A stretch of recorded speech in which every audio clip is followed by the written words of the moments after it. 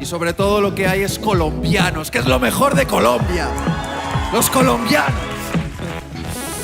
¿Alguien me presta una mesa para poner los apuntes? Gracias. ¿Cómo estáis? ¡Qué alegría! ¿Ha venido mi amigo Tomás? ¿Ha llegado ya o no? ¿Está por aquí? Quiero saludar. Bueno, luego les saludo. Gracias por estar aquí. Me han dicho, Itiel, tienes 45 minutos, no te pases. Qué difícil. Pero voy a intentarlo, ¿está bien? Quiero compartir con vosotros algo de corazón a corazón. Muchos de los que estáis aquí sois matrimonios y familias. Y quiero hablaros acerca de un tema que no se suele hablar, sobre todo en ambientes de fe como los de esta iglesia. Ayer estuvimos viendo el milagro de una niña que estaba desahuciada y Dios hizo un milagro transformador en su cuerpo. Y yo soy un hombre de fe, yo creo en los milagros, yo he visto milagros, pero voy a hablarte acerca de esos momentos cuando Dios no hace un milagro. Quiero hablarte acerca del sufrimiento y dónde está Jesús cuando sufrimos. Me gustaría hablarte acerca de lo que yo llamo el mes negro de mi historia. Marzo de 2017, uno de los meses más oscuros de mi vida y en la vida de mi esposa. Llevábamos años intentando ser papás. Creíamos que nosotros teníamos poder para elegir cuándo tendríamos hijos. Bueno, con el tiempo aprendimos que nosotros no tenemos poder sobre la vida ni sobre la muerte. Queríamos organizar la vida a nuestra manera y cuando decidimos que queríamos tener bebés, resultó que los bebés no llegaban. Yo hacía la tarea, mi mujer hacía la tarea, pero pasaron los años y no se quedaba embarazada, no lográbamos cumplir nuestro deseo. Pasó 1 año, 2 años, 3 años. Había palabras sobre nuestra vida. Mucha gente estaba orando y Dios nos decía, vais a ser papás. Pero parecía que el cumplimiento de esa promesa tardaba en llegar. Y de repente, Damaris me dice, algo extraño me está pasando en el cuerpo. Y yo me puse emocionado. Era una señal. Fui a la farmacia y rápidamente compré 3 test de embarazo. Me los llevé a casa y le dije, cariño, aquí están los 3 test, hazte las pruebas. Y de repente la veo salir del baño con una sonrisa en la cara y me dice, Itiel, estoy embarazada. Puedes imaginarte la alegría, tantos años esperando ese momento. Claro, yo sé ahora que hay que ser prudente, sobre todo en las primeras semanas del embarazo, pero por favor entiéndeme bien, yo estaba emocionado. Llevábamos años esperando ser papás y de repente llegó la buena noticia. Entonces, ¿qué hicimos? Se lo contamos a todo el mundo. Llamamos por teléfono a nuestros familiares, amigos, lo anunciamos en la iglesia. Estábamos embarazados, estábamos tan contentos. Por fin estábamos viendo cómo se acercaba el cumplimiento de esa promesa. Íbamos a ser papás. Pasaron las semanas y aproximadamente en la semana número 11, Damaris me dijo, me ha pasado algo extraño. He manchado de sangre y estoy preocupada porque siento que algo está cambiando en mí. Puedes imaginarte la tensión. Rápidamente fuimos al ginecólogo, le hicieron una prueba y el ginecólogo salió y dijo, el embrión ha dejado de desarrollarse, no tiene latido. Literalmente se ha producido un aborto y hay que extraer el embrión. Y cuando nosotros escuchamos esto, experimentamos un shock emocional. No podíamos creer lo que nos estaba diciendo.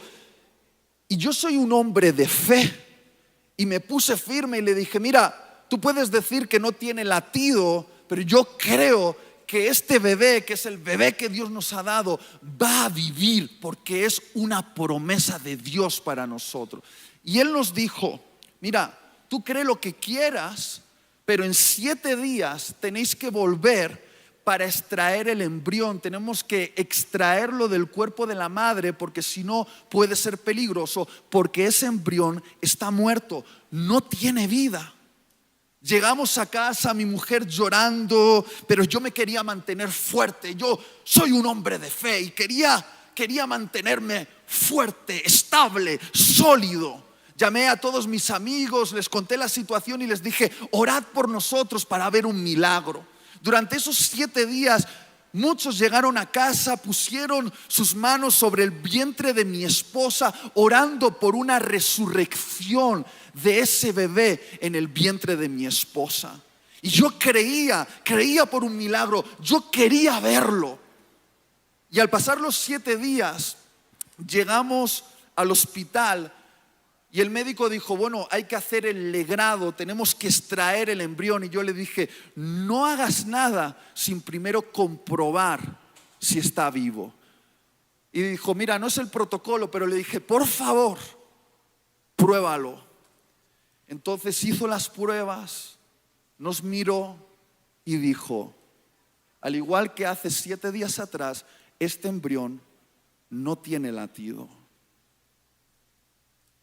En ese momento experimenté el shock de esa noticia. Mi esposa estaba llorando, la metieron dentro del quirófano para hacerle el legrado. Y mira, no me creo cuando alguien dice que un aborto no produce un shock emocional en la madre. Los padres pueden sufrir de alguna manera, pero las madres lo llevan dentro, lo desarrollan en sus entrañas. Y cuando te extraen esa vida que se estaba gestando en tus entrañas, hay un desgarro en el alma. El sufrimiento de mi mujer en ese momento no se podía comparar con el mío, el de ella era superior. Yo la vi llegar llorando, nos fuimos a casa, ella estaba rota, solo quería meterse en la habitación y seguir llorando por la pérdida, quería vivir su luto. Pero yo soy un hombre de fe. Soy un predicador, no podía permitir que esta situación me derrumbase. Quería mantenerme fuerte, hacer como que esto no me estaba afectando, que esto no afectaba en nada a mi relación con Dios, que todo estaba bien. Quería mantenerme fuerte. Y de repente, 2 días después, nos llaman por teléfono. Era mi madre que me dice: cariño, tu abuelo se ha muerto. Era mi abuelito, mi querido abuelo. Mi abuelo favorito. Sabíamos que iba a morir tarde o temprano, ya era muy mayor, pero justo en ese momento preparamos las maletas con el dolor de la pérdida de aquel bebé y preparando las maletas para ir al funeral a otra ciudad. Mi mujer lloraba y yo me intentaba mantener fuerte porque soy un hombre de Dios, porque no podía dejar que esta circunstancia me venciese. Y fui al funeral e intenté mantener la compostura, intenté ser un hombre sólido, fuerte, aguantar el impacto. Y llegué a casa de regreso del funeral. Y yo no sé si tú alguna vez has estado intentando resistir el dolor y de repente ocurre algo insignificante que se convierte en la gota que colma el vaso. De repente llegué a casa y la cocina estaba encharcada porque la nevera había tenido un cortocircuito y literalmente toda la comida del congelador se había podrido. Y cuando yo vi la nevera en esa condición, con toda la comida podrida, entonces eso fue la gota que colmó el vaso. Yo dije dentro de mí: Dios, ¿qué es esto? ¿A qué estás jugando? ¿De qué va esto? Perdemos el bebé, mi querido abuelo se muere y ahora la nevera. Me metí en la habitación y tuve una conversación con Dios de la que te quiero hablar. Pero antes de llegar a ese momento, me gustaría que me acompañases a una historia en las Escrituras de unas hermanas que también sufrieron una pérdida muy dolorosa. Unas hermanas llamadas Marta y María. Acompáñame al Evangelio de Juan, capítulo 11, versículo 1. ¿Alguien me puede ayudar al piano, por favor? Evangelio de Juan capítulo 11, versículo 1 dice: estaban entonces enfermo uno llamado Lázaro de Betania, la aldea de María y de Marta, su hermana. María, cuyo hermano Lázaro estaba enfermo, fue la que ungió al Señor con perfume y le enjugó los pies con sus cabellos. Enviaron pues las hermanas para decir a Jesús: Señor, he aquí el que amas está enfermo. Oyéndolo Jesús dijo: esta enfermedad no es para muerte, sino para la gloria de Dios, para que el Hijo de Dios sea glorificado por ella. Y amaba Jesús a Marta, a su hermana y a Lázaro. Cuando oyó pues que estaba enfermo, se quedó 2 días más en el lugar donde estaba. Versículo 17. Vino pues Jesús y halló que hacía ya 4 días que Lázaro estaba en el sepulcro. Betania estaba cerca de Jerusalén, como a 15 estadios. Y muchos de los judíos habían venido a Marta y a María para consolarlas por su hermano. Entonces Marta, cuando oyó que Jesús venía, salió a encontrarle, pero María se quedó en casa. Y Marta dijo a Jesús: Señor, si hubieses estado aquí, mi hermano no habría muerto. Mas también sé ahora que todo lo que pidas a Dios, Dios te lo dará.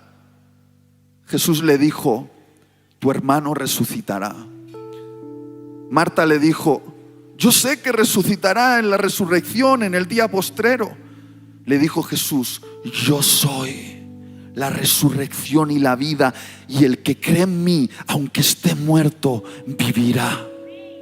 Y todo aquel que vive y cree en mí no morirá eternamente. ¿Crees esto? Versículo 32.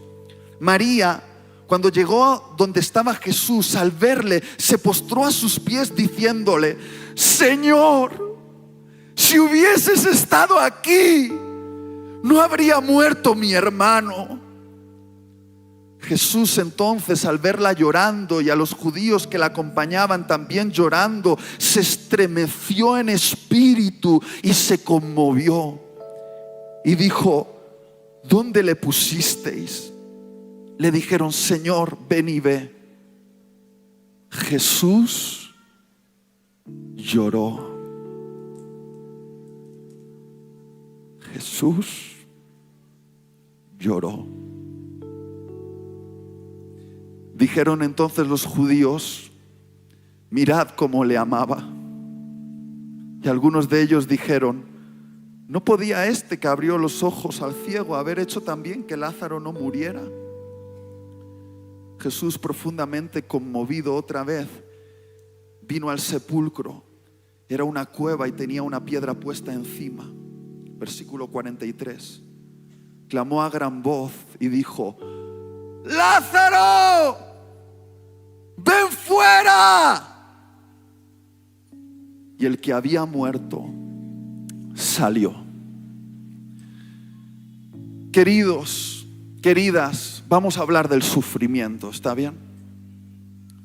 Lo primero que quiero que penséis es en esto: que Marta, María y Lázaro no eran unos discípulos cualquiera que seguían a Jesús.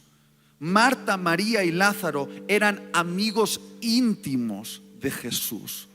Formaban parte de su círculo íntimo más cercano. Literalmente la Biblia nos dice que cada vez que Jesús iba a Jerusalén, Él no dormía en Jerusalén. Él recorría aproximadamente unos 4 kilómetros de distancia y se iba a una pequeña aldea llamada Betania para pasar la noche en la casa de Marta, María y Lázaro.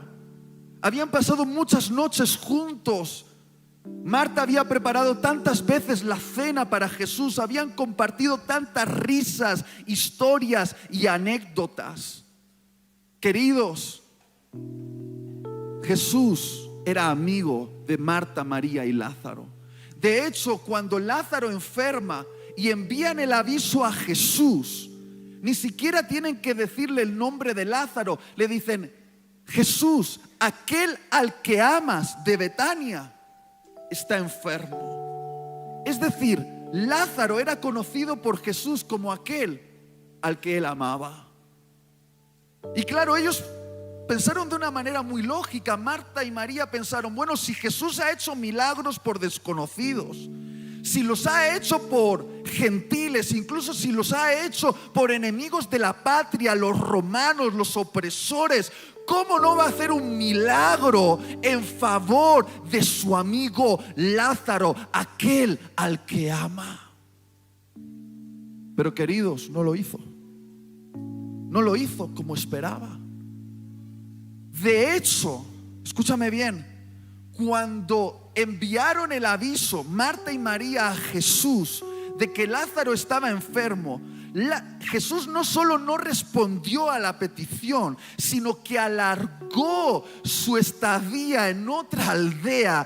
Y no solo no llegó a sanar a Lázaro, sino que llegó 4 días tarde al funeral de Lázaro. En total estuvo 7 días ausente, 7 días donde no respondió a la petición de Marta y María. Y en la época de Jesús, en la cultura hebrea, llegar tarde al funeral de una persona era una ofensa profunda. Llegar tarde al funeral de alguien que supuestamente amabas era una ofensa profunda. Poco se piensa en esos 7 días de espera de Marta y María. Todos sabemos el final de la historia. Sí, Lázaro resucita, pero ¿quién habla de esos 7 días de preguntas que Marta y María se estaban haciendo? ¿Dónde está Jesús? ¿Por qué no responde? ¿Por qué no viene a ayudar a su amigo? ¿Dónde está Jesús? Tú y yo leemos la Biblia conociendo el final, pero queridos, hay que meterse en la piel de los protagonistas. Eran hombres y mujeres como tú y como yo, que pasaron, en este caso, 7 días. 7 días preguntándose, ¿dónde está Jesús? ¿Por qué no responde? Y quiero deciros algo. Quizá la pregunta más importante a la que podemos dar respuesta hoy es esta: ¿puede Jesús amarnos y aún así permitir que suframos dolor? ¿Puede Jesús amarnos y aún así permitir que suframos dolor? La respuesta es sí. Una y otra vez en el texto que acabamos de leer se repite que Jesús amaba a Lázaro y aún así permitió que muriera. Una y otra vez se dice que amaba a Marta y a María y aún así permitió que ellas experimentasen el dolor de enterrar a su hermano Lázaro y prepararle un funeral. ¿Puede Jesús amarnos y aún así permitir que suframos dolor? La respuesta es sí. Y es necesario que entendamos esto, porque si tú crees que sufrir dolor es una señal de que Jesús no te ama, en medio de tu sufrimiento te vas a sentir abandonado por Jesús. Y lo que la Biblia nos enseña una y otra vez es que Jesús, aunque nos ama, puede permitir que en este mundo suframos dolor. Y eso no significa que Él no nos ame. Y yo podría darte ahora un estudio de 10 horas aproximadamente. Necesitaríamos 10 horas para hablarte de la teología del sufrimiento. ¿Cuál es el origen del sufrimiento? ¿Desde dónde nace el sufrimiento en el mundo? Pero no lo vamos a hacer. ¿Sabes por qué no lo vamos a hacer? Porque cuando estás sufriendo, la teología no te consuela. Y claro que hay una teología para el sufrimiento, hay un origen para el sufrimiento, pero cuando estás sufriendo, toda la teología del mundo no te consuela.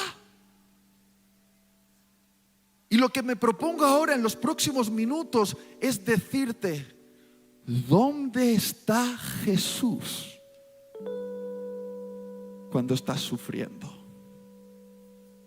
¿Cómo se relaciona Jesús con nosotros cuando sufrimos? Por favor, préstame toda la atención que te sea posible en los próximos minutos. Imagínate la situación. Imagínate a Marta y María embalsamando el cuerpo de su hermano Lázaro, poniendo las vendas y el ungüento al cuerpo de su amado hermano Lázaro, metiéndolo en aquella cueva, en aquella tumba, moviendo la piedra y dejando el cuerpo de su amado hermano Lázaro encerrado en aquel lugar oscuro. Y yo imagino que cuando ellas pusieron el cuerpo de su hermano en aquella tumba, su corazón también quedó encerrado en un lugar muy oscuro, el lugar que yo llamo la duda acerca de la bondad de Dios. Es un lugar muy oscuro para nuestro corazón, la duda acerca de la bondad de Dios. Y de repente Jesús aparece 7 días después, 4 días tarde, al funeral. Y Marta y María se encuentran con Jesús. Y es interesante porque en el versículo 21 y en el versículo 32, primero Marta y después María confrontan a Jesús con una frase. Es casi la misma frase. Le dicen: Jesús, si hubieses estado aquí, esto no habría ocurrido. ¿Dónde estabas? ¿Por qué no lo impediste?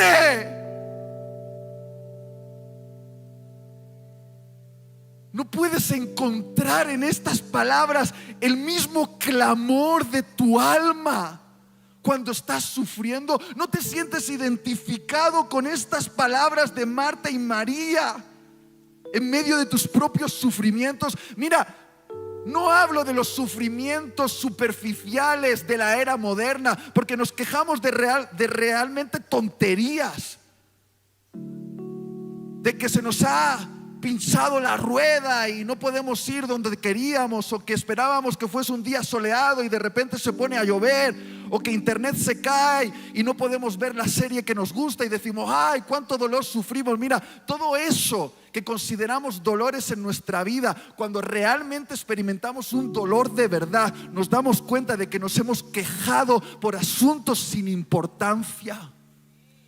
Hay dolores reales que tienen la forma de un abuso sexual por parte de una persona que se suponía que debía cuidarte, pero en vez de cuidarte, tocó tus partes íntimas.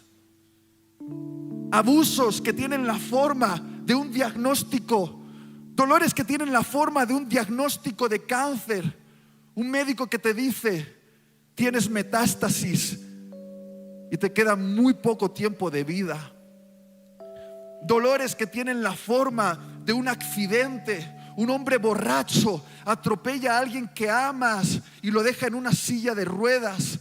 Dolores que tienen la forma de un despido, que llega en el peor momento de tu vida. Te quedas sin trabajo a los 50 años de edad, con una deuda que pagar y preguntándote ahora: ¿cómo voy a sobrevivir? Dolores que tienen la forma de una traición.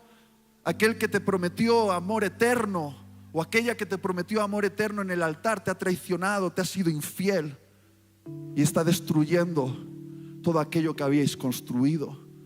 Estoy hablando de dolores de verdad, dolores profundos. Y cuando sientes ese dolor, tu alma no clama de la misma manera que clamaron Marta y María: Jesús, ¿dónde estabas? Jesús, ¿por qué no lo impediste? ¿Por qué no hiciste algo para evitar esto? Y quiero decirte algo. Lo que yo veo en esta historia es que Jesús no reprende a Marta y a María por expresar sus emociones de forma cruda delante de Él. No confronta a Marta y a María y les dice: hey, cuidadito con quién habláis y cómo habláis. No dice: hey, modera tus palabras. No, Jesús las deja expresarse. Jesús las dice: vamos Vamos, dadme todo vuestro dolor, sacadlo hacia afuera. Jesús no se escandaliza por las palabras crudas que Marta y María le expresan. Jesús dice: vamos, dámelo, sácalo hacia afuera, exprésate, no lo contengas ahí dentro. Dime lo que estás sintiendo, dímelo ahora. ¿Por qué? Porque Jesús siempre prefiere un diálogo honesto que un discurso religioso. Te lo voy a volver a decir: Jesús siempre prefiere un diálogo honesto que un discurso religioso. Yo durante mucho tiempo me creí la idea de que con Jesús no se podía tener cierto tipo de conversaciones, que se podía ofender. Y con el tiempo me he dado cuenta de que Jesús espera que las conversaciones difíciles las tenga en su presencia, que Él no se va a asustar por mis palabras crudas, que Él no se va a asustar con mis preguntas difíciles.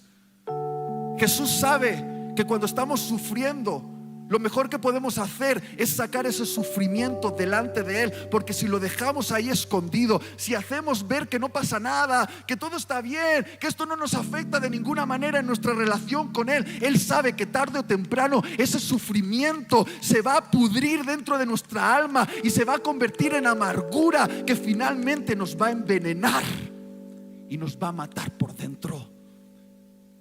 Jesús sabe que el mejor lugar para derramar nuestro dolor es en su presencia. Y Él te dice: no anestesies tu dolor, no lo anestesies con drogas, ni con medicamentos, ni con televisión, ni con alguna escapada para rumbear. Ven a mi presencia y derrama tu dolor a mis pies. Necesito que lo hagas y tú necesitas hacerlo. Nuestra relación lo necesita. No temas tener una conversación cruda con Jesús. Si has leído el libro de Job, te darás cuenta de que Job lo perdió todo y Dios permitió que Job lo perdiese todo: sus posesiones, sus hijos, incluso su salud. Y Job no lo merecía. Y él sabía que era un hombre justo. Y empieza a tener una conversación con Dios y le dice: Dios, no te entiendo. Dios, creo que estás actuando de manera injusta. Dios, no entiendo tu manera de pensar. Y le hace un montón de preguntas, un montón de preguntas, un montón de preguntas. Todo el libro de Job es una conversación. Y lo interesante de esto es que Dios no responde a la mayoría de preguntas de Job, pero hay algo que Job no pierde en todo el libro. Perdió sus posesiones, su familia, su salud, pero no perdió los oídos atentos de Dios escuchándole. No perdió a Dios. Dios estuvo ahí y se mostró atento al clamor de Job. Yo cuando entré en aquella habitación para hablarle a Dios de mi dolor, lo hice con palabras que no puedo reproducir aquí porque van a quedar grabadas y nunca más me van a volver a invitar a predicar a ninguna conferencia. Fueron palabras duras, fueron palabras fuertes, y le dije: Dios, no te entiendo, no te entiendo. Y aunque Él no me respondió a muchas de mis preguntas, porque yo no estaba listo para recibir las respuestas en aquel momento, hubo algo que yo sentí desde el primer momento que entré en esa habitación, y es que Jesús me estaba escuchando. Él me estaba prestando su oído. Él estaba atento y decía: vamos, dámelo todo, sácalo hacia afuera.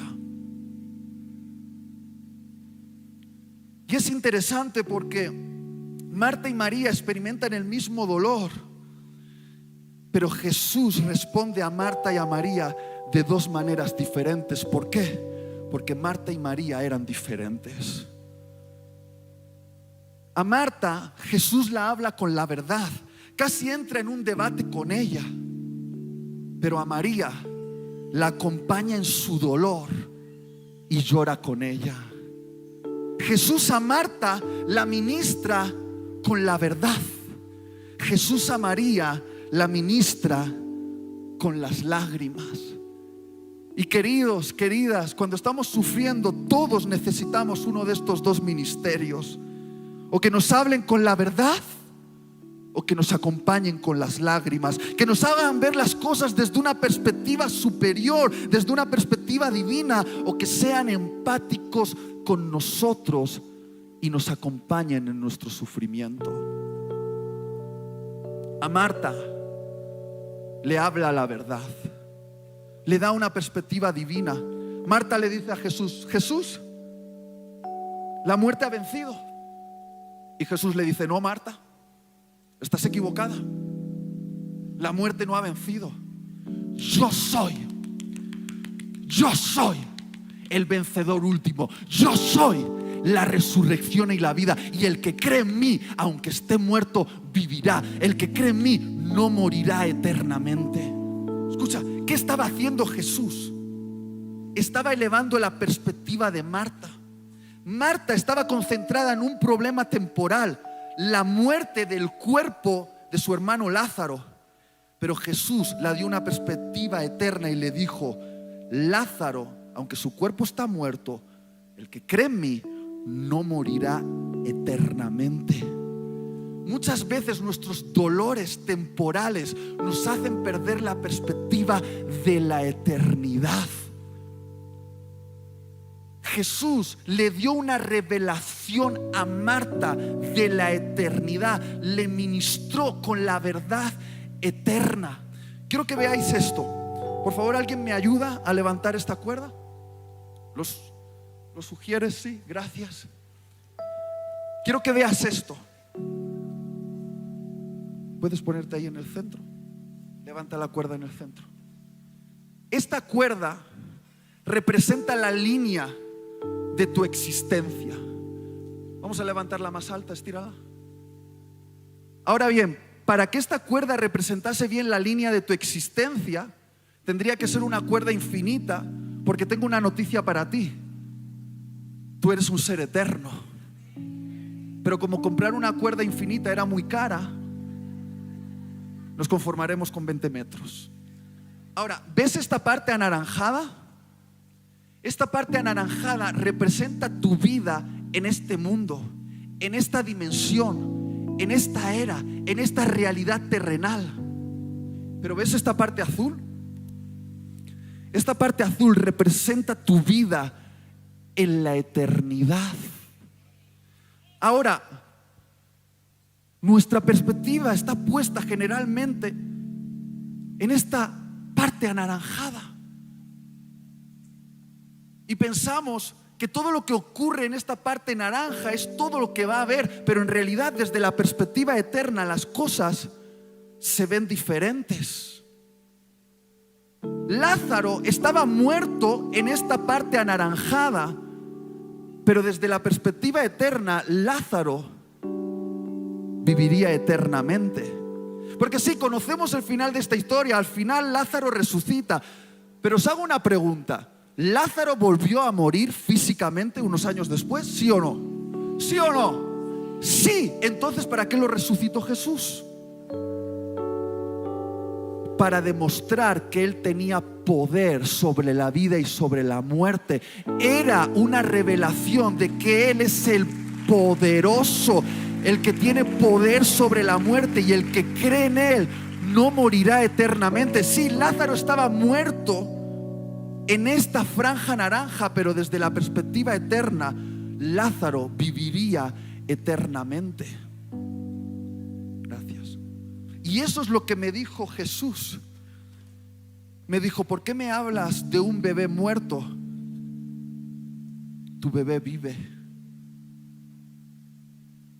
Y dije: ¿Qué estás diciendo? Y me dijo: sí, Tiel, tu bebé vive. No en este mundo, pero sí en mi mundo. Tu bebé está en el lugar más seguro que existe, está en mis brazos. Y ya eres padre, aunque no lo veas, pero lo verás en la eternidad. Conocerás este bebé. Y cuando yo estaba en la habitación, Damaris abrió la puerta y con lágrimas en los ojos me dijo: se llama Aisha. Y dije, ¿qué estás diciendo? Nunca habíamos escuchado ese nombre. Me dijo ella, he oído este nombre, me lo ha susurrado Dios al oído mientras estaba cantando. Aisha, se llama Aisha. Y buscamos en internet qué significaba el nombre Aisha, y es un nombre en árabe, un nombre femenino que traducido al español significa la que vive. Mi hija Aisha vive desde una perspectiva eterna, vive. Y muchos de los problemas que estamos padeciendo en esta realidad que nos hacen sufrir son temporales, porque desde la perspectiva eterna Jesús en la cruz ya lo resolvió. Toda enfermedad en tu cuerpo ya está resuelta en la eternidad. Vas a tener un cuerpo nuevo en la eternidad. Todo problema será resuelto en la eternidad. Todo dolor está resuelto en la eternidad, porque Jesús en la cruz resolvió tu eternidad.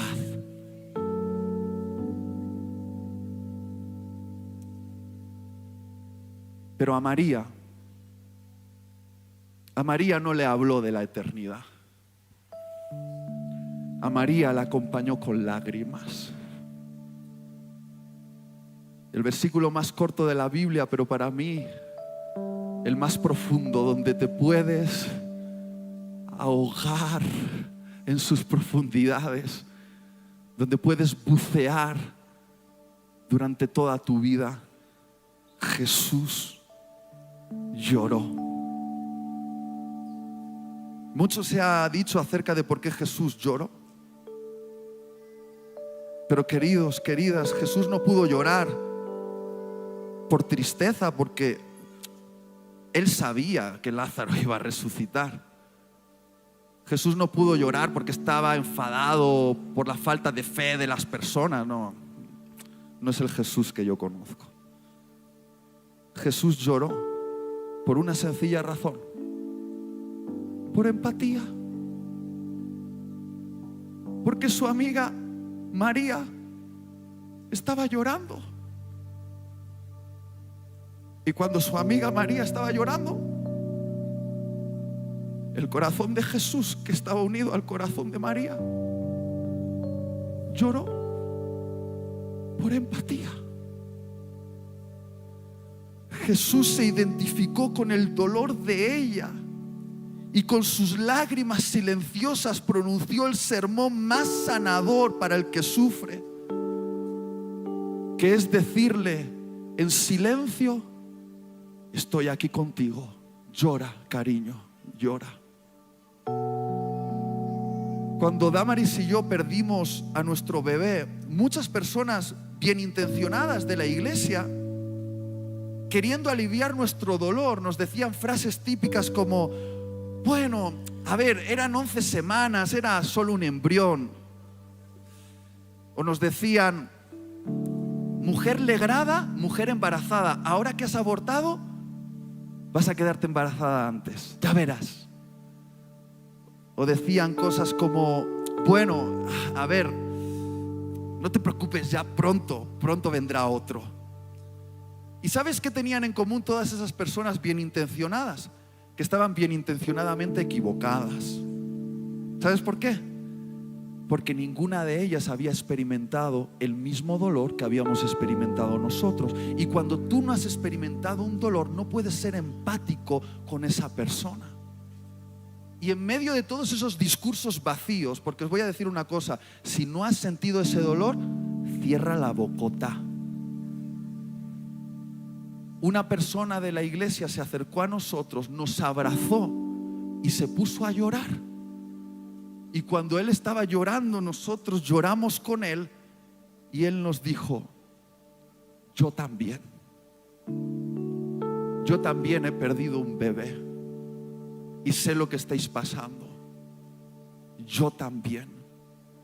Y no dijo más, pero puedo asegurarte que el yo también de esa persona que comprendía nuestro dolor fue el mayor consuelo para nuestra alma sufriente en ese momento. El yo también de alguien que entendía nuestro dolor y nos acompañaba con sus lágrimas. Fue medicina para nosotros. ¿Y sabéis qué nos dijo después?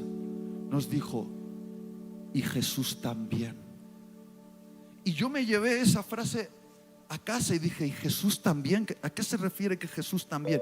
Y entonces entendí que nuestro Dios no es un Dios que se quedó sentado en su trono y observa nuestros sufrimientos en la distancia.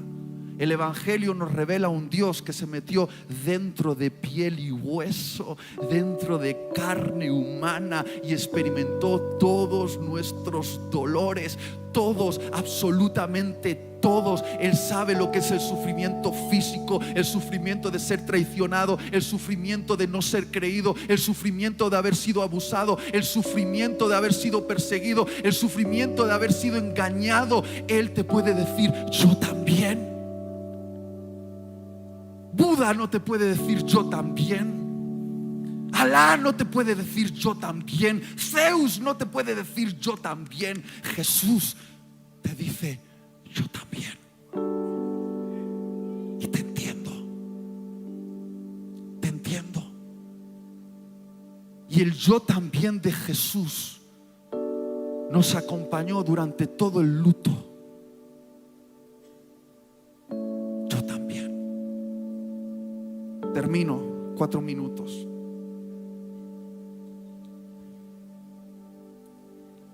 Muchas veces cuando sufrimos, algunos se acercan y dicen: no le preguntes a Dios por qué, pregúntale para qué.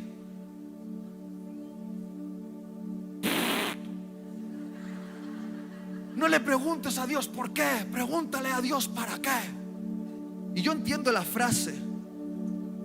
No preguntes el porqué del sufrimiento, sino el propósito del sufrimiento. Pero queridos, aunque el sufrimiento puede tener cierto propósito en nuestra vida, cuando estás padeciendo un cáncer que te está devorando por dentro, cuando tu marido o tu esposa te ha sido infiel, cuando tu hijo está en las drogas, cuando sufres un abuso sexual, preguntar para qué puede ser una trampa para tu alma. Yo he descubierto que en el sufrimiento hay una mejor pregunta que ¿por qué? Hay una mejor pregunta que ¿para qué? Y es ¿con quién? ¿Con quién?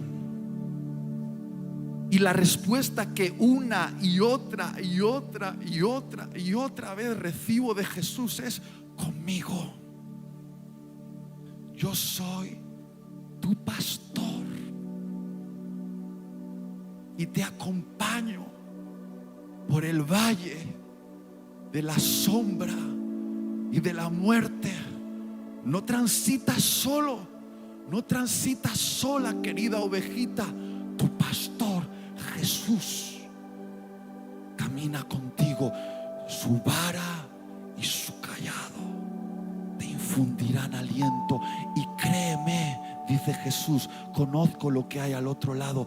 Al otro lado hay paz, al otro lado hay un campo, hay un río de consuelo que va a nutrir tu alma y te va a dar descanso. Es terrible el valle de sombra y de muerte, pero yo estoy contigo y vamos a cruzar al otro lado.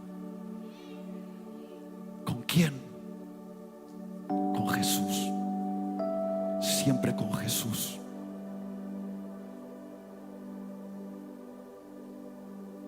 Mira, yo no quiero que mi hija sufra.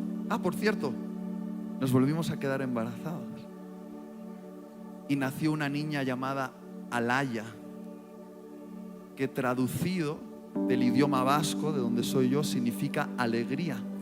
Y fue el segundo nombre que Dios le dio a mi mujer, se lo susurró. Ella se llama Alegría, porque todas vuestras lágrimas serán enjuagadas.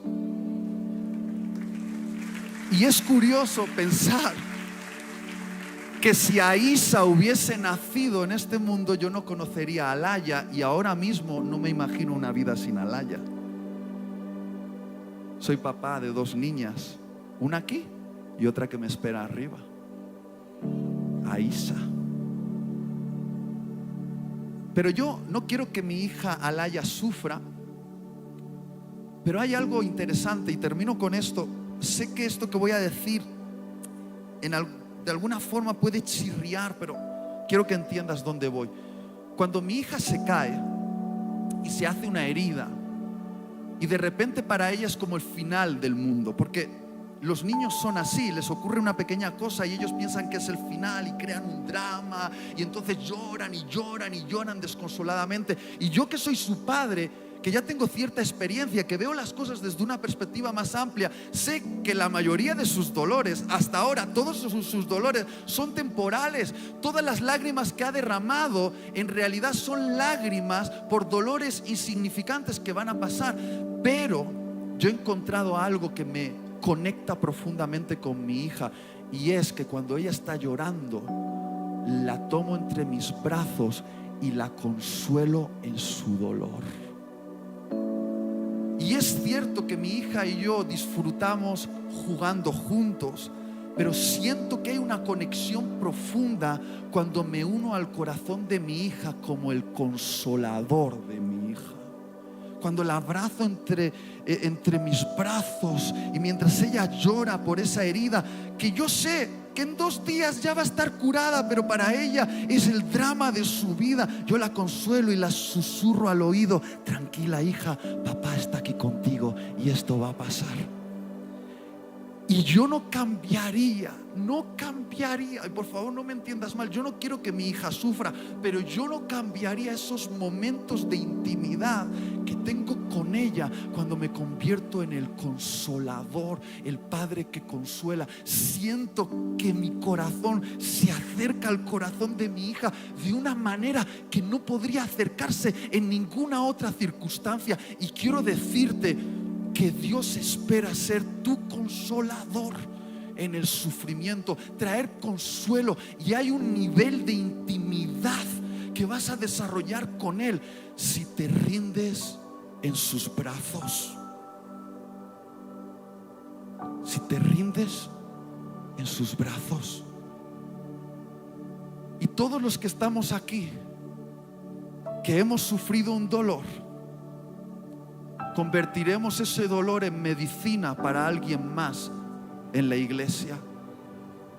Porque ¿sabéis cómo Jesús abraza a los que sufren en la iglesia? A través de su cuerpo, que es la iglesia. ¿Sabéis cómo yo he sentido a Jesús cerca? Cuando alguien que es el cuerpo de Cristo, la iglesia, se ha convertido en los brazos de Jesús para mí. Ahora yo puedo decir a los que han perdido un bebé: yo también. Puedo convertir mi dolor en medicina para alguien más. Y tú puedes hacerlo. Seamos el consuelo de Jesús para alguien más. Que Jesús posea tu cuerpo y se convierta en un canal para consolar a otros. Que tus brazos abracen al que sufre y que le puedas ministrar la verdad y hablarle de la eternidad cuando lo necesite. O simplemente cierres la bocota y llores con el que llora y le acompañes en su sufrimiento mientras le dices: yo también. Esa es mi oración por ti. Sé que esta predicación no resuelve tu sufrimiento, pero no se trataba de eso. Se trataba de que sepas que Jesús está cerca. Y eso será suficiente hoy. Cierra tus ojos. Ese maldito reloj se ha puesto en rojo.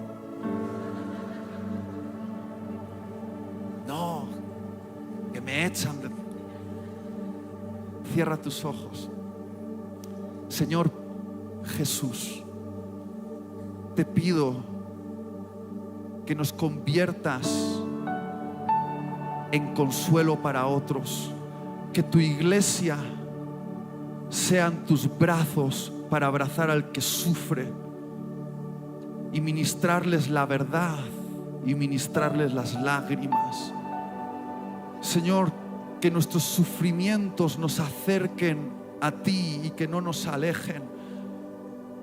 Señor, que podamos verte con los oídos abiertos, receptivos a nuestro clamor, y que no te asustas por nuestras palabras crudas, por nuestras preguntas difíciles, con nuestros gritos y gemidos, y que dices: dámelos, sácalos hacia afuera, son míos, dámelos.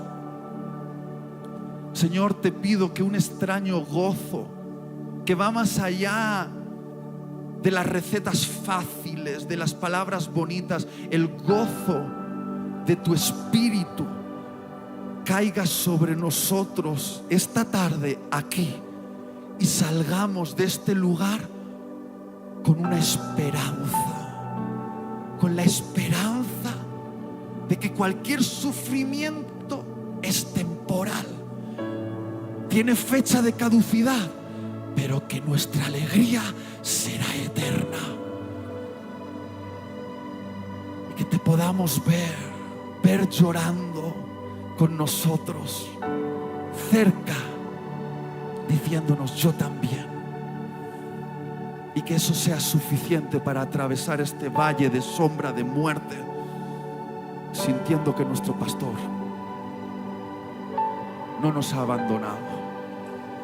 Que aunque estemos sufriendo, y sufriremos, eso no significa que haya dejado de amarnos. Nos ama, nos ama, nos ama, nos ama, nos ama. Eres profundamente amado, eres profundamente amada.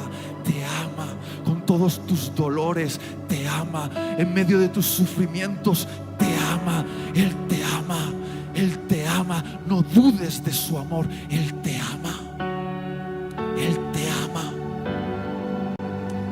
Señor, gracias, gracias, gracias, gracias, porque resucitaste a Lázaro